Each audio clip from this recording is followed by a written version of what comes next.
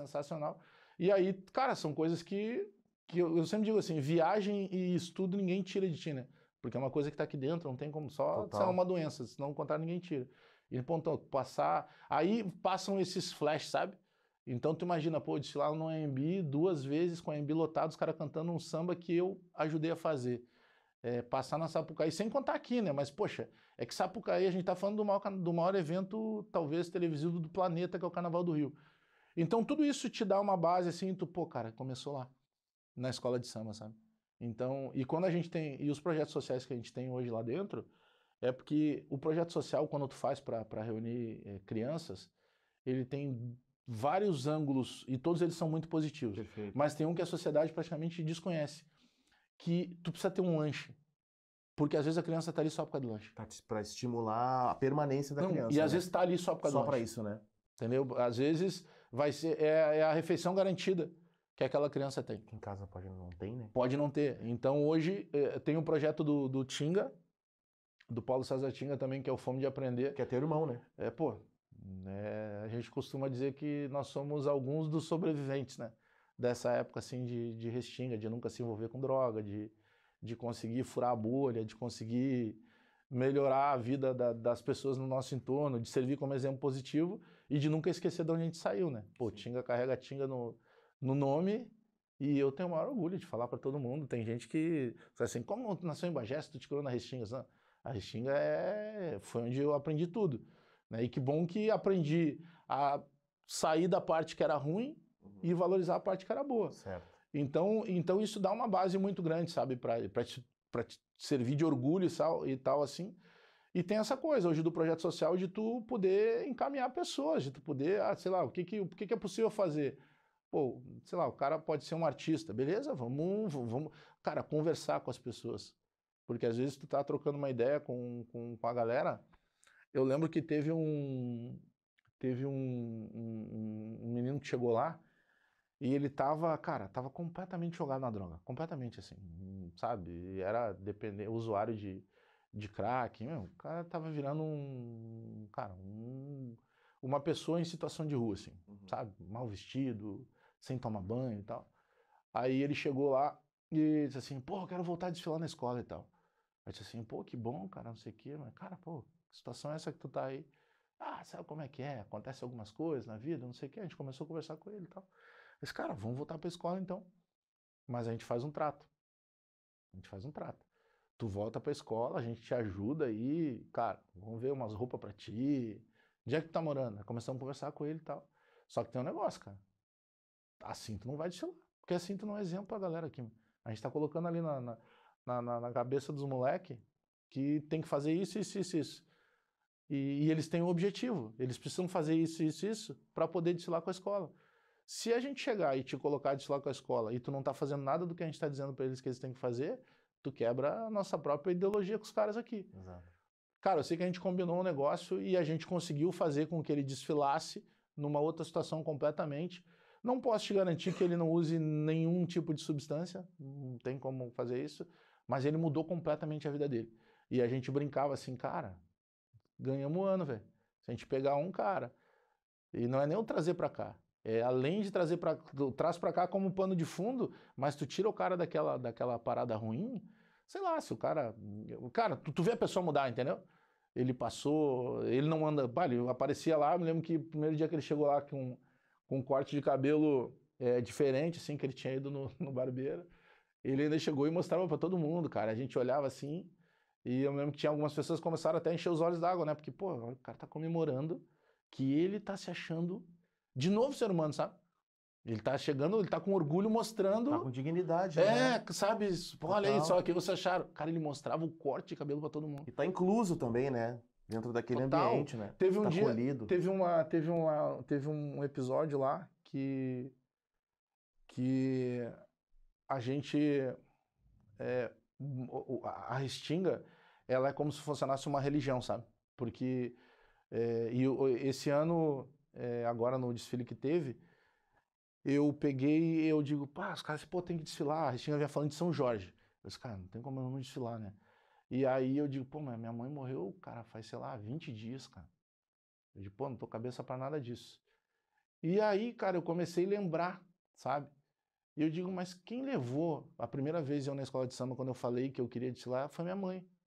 Né? Minha mãe chegou lá pela mão e tal, para conversar com os caras, ela não é simplesmente me liberar para lá. Eu disse, cara, a minha mãe vai querer que eu desfile aqui. Né? Porque, enfim, minha mãe fez uma passagem tranquila, já estava entrando num processo de demência, que é muito, é difícil até falar, porque é muito duro, sabe? Porque tu vai perdendo a pessoa sem perder a pessoa. Né? Fisicamente ela tá ali, mas... Fisicamente ela tá ali, mas ela não lembra. Então, tu conversa, daqui a pouco, cara, às vezes, meia hora depois, ela tá insistindo numa coisa que tu já explicou para ela. E aí tu ter que entender isso é muito louco, porque tu sabe como é que tá funcionando, tu tá preparado para entender aquilo, mas é diferente tu viver, sabe? Por maior que o médico diga, não, pô, tua mãe tá perdendo, ela não é que ela tá perdendo memória, ela tá entrando num processo de demência, ela vai ter alguns surtos e tal, aí tu não consegue acreditar nisso, sabe? Só que tu começa a viver isso.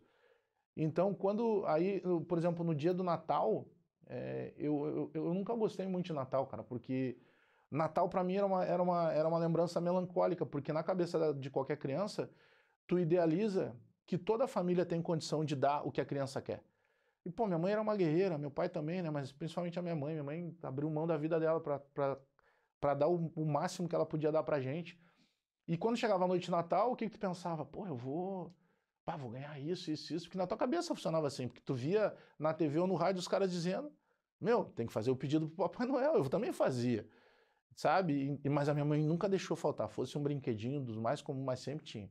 Bola de futebol, eu gostava muito das memórias afetivas que eu tenho, é o cheiro do couro da bola nova, assim. Eu nunca me esqueço. Se eu fechar o olho, eu lembro disso.